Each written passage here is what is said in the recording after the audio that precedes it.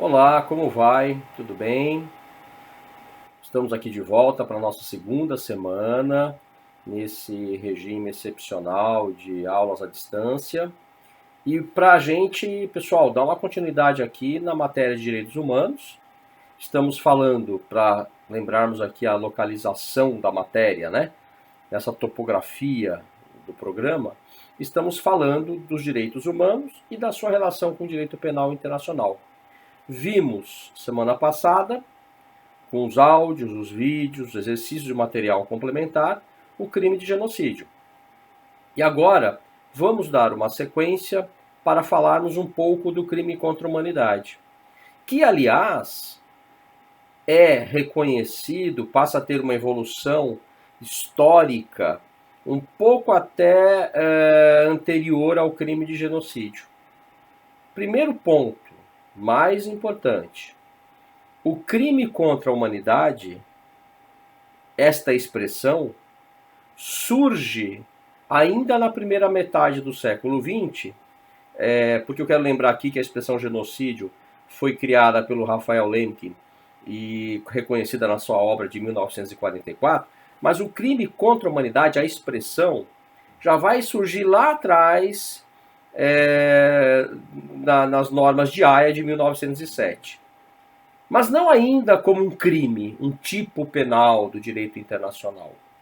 A expressão crime contra a humanidade ganha mais força mesmo, mas ainda não como tipo penal, tampouco, no momento em que, entre 1914 e 1918, transcorre a Primeira Guerra Mundial, e dentro desse período, no âmbito desse período, entre 1915 e 1923, os armênios passam a ser sistematicamente exterminados pelo Império Otomano, por meio do seu governo, o chamado governo dos jovens turcos, e que passou a sistematicamente eliminar o povo armênio, o povo cristão que vivia no Império Otomano muçulmano. Os homens são enviados junto com as forças armadas otomanas para o fronte, para a Primeira Guerra Mundial. Lá eles são obrigados a cavar trincheiras e posteriormente aí são fuzilados. Enquanto idosos, mulheres, crianças, os intelectuais passam a ser tirados das suas casas, deportados por uma marcha rumo ao deserto da Anatólia, a marcha que em si era o processo de extermínio. Este processo, que leva a 1,5 milhão de mortos, além da violência sexual contra as mulheres, que eu já falei quando abordei o crime de genocídio, ele leva a 1,5 milhão de mortos até o ano de 1923.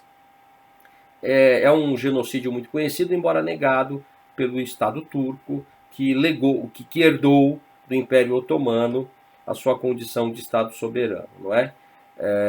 Bom, mas em razão deste fato, o embaixador americano Henry Morgenthau, à época, que era o embaixador norte-americano no Império Otomano, denuncia sistematicamente, inclusive ao New York Times, vocês acham manchetes da época sobre isso, e denuncia ao governo norte-americano o extermínio.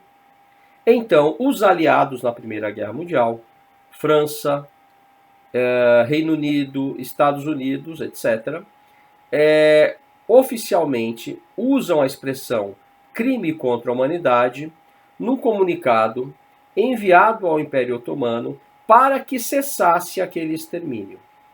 Então, o documento, que pode ser acessado pela internet, e no material que eu estou encaminhando para vocês do PowerPoint há uma foto dele, neste documento expressamente é alertado o Império Otomano, também ao Império Alemão, que treinara as tropas otomanas, né, de que cessasse aquele, entre aspas, crime contra a humanidade que estava sendo praticado. Então, aqui essa expressão ganha força, não é? Ainda sem uma definição jurídica, vamos assim dizer.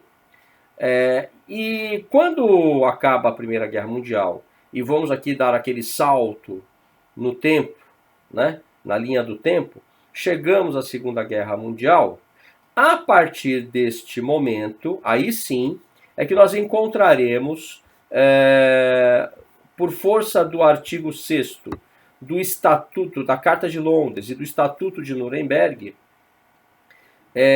a tipificação e o uso pela primeira vez no tribunal de um crime chamado crime contra a humanidade, denominado crime contra a humanidade.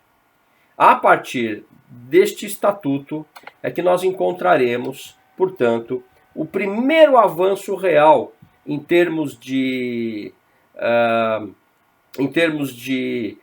tipificação penal internacional de um crime chamado crime contra a humanidade. Pois bem, e quero lembrar também que a Rússia, que era aliada de França e Inglaterra, ainda propõe a criação de um crime, não é?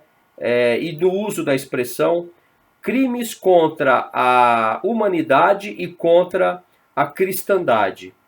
Entretanto, esta expressão foi rejeitada na medida em que o uso do termo crime contra a cristandade colocaria em risco ainda mais os armênios cristãos que estavam sendo massacrados. Houve essa preocupação, então ficou crime contra a humanidade também, né?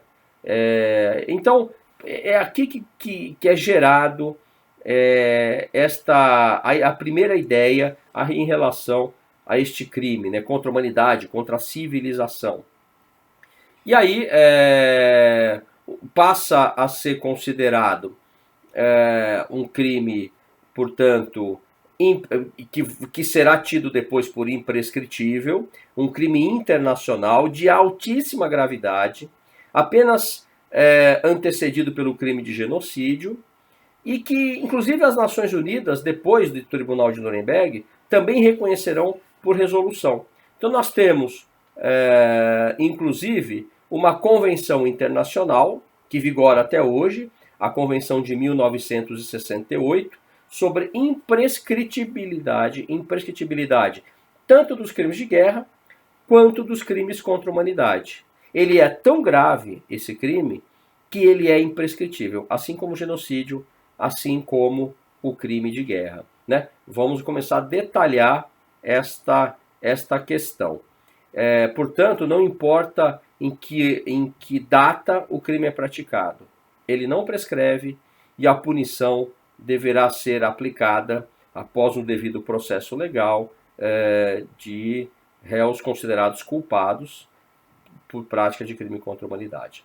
Vamos começar a definir esse delito, esse crime, não é? Então, a partir do próximo áudio, ok? Vamos adiante então, tá bom?